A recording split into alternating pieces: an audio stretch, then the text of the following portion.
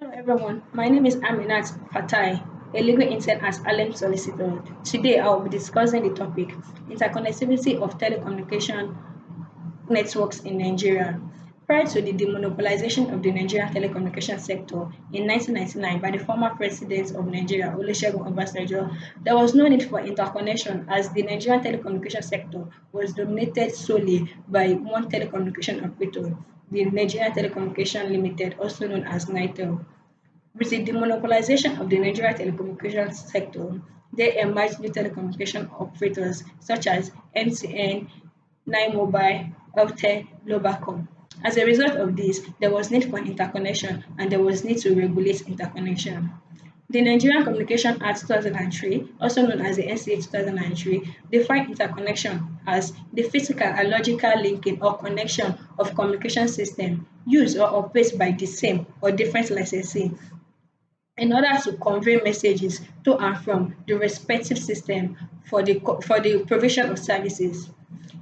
Interconnection agreements is defined as a legally binding agreement between interconnecting parties that stipulates the duties and obligations of the party in the agreements with relation to telecommunication. The Nigerian Communication Act 2003 make provision for interconnectivity in section 96 to 100. With regards to section 96 of the NCA 2003, which provides for obligation of parties to interconnect, a network service provider is mandated by virtue of this section to connect its communication systems with that of another network provider or licensee upon request by that licensee. Moving further, Section 97 of the NCA 2003 makes provision for interconnection agreements. As a general rule in contracts, parties to a contract are at liberty to stipulate the terms and conditions of their contracts.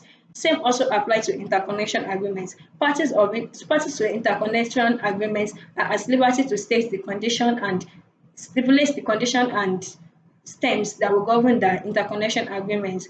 However, the Nigerian Commission, also known as the NCC, may interfere at the instance of one or both of the party with respect to the following where the interconnecting parties are failed to come to a consensus as regard a term or some terms in the interconnection agreement. Also, where some of the terms of the agreement are in contravention or are in contravention of the provision on SCA 2003.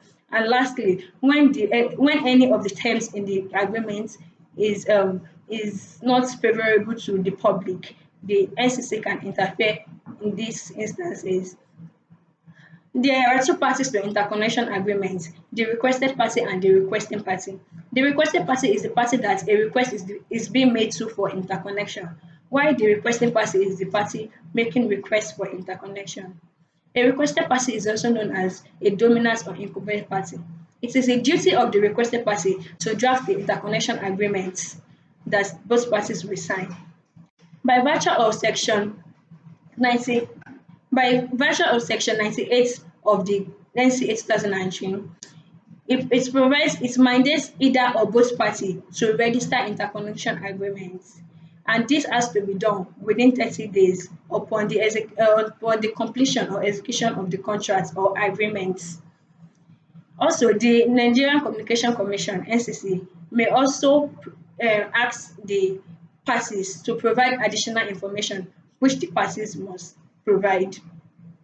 Moving forward, Section 99 of the NCA 2003 make provision for regulation of interconnection.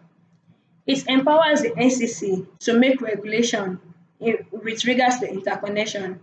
As pursuant to this power that is given to the Commission has promulgated the Telecommunication Network Interconnection Regulation 2007 and also the Technical Standard for Interconnectivity of Network. Finally, Section 100 provides for the disconnection of interconnection.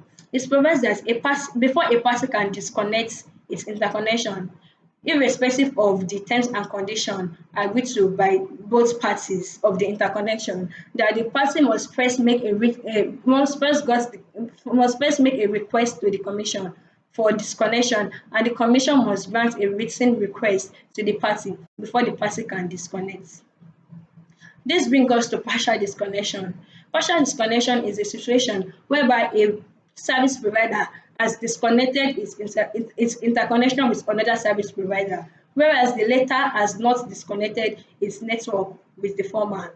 Put illustratively or for more clarity, what I'm saying in essence is that partial disconnection is when, for instance, MTN has disconnected its interconnection with Airtel, whereas Airtel has not disconnected its interconnection with MTN.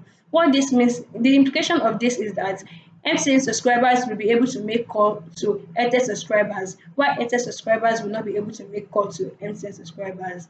To learn more about telecommunication law, please visit our website at www.alemsolicitors.com. You can also contact us on LinkedIn or Facebook as Alem Solicitors. Thank you for listening.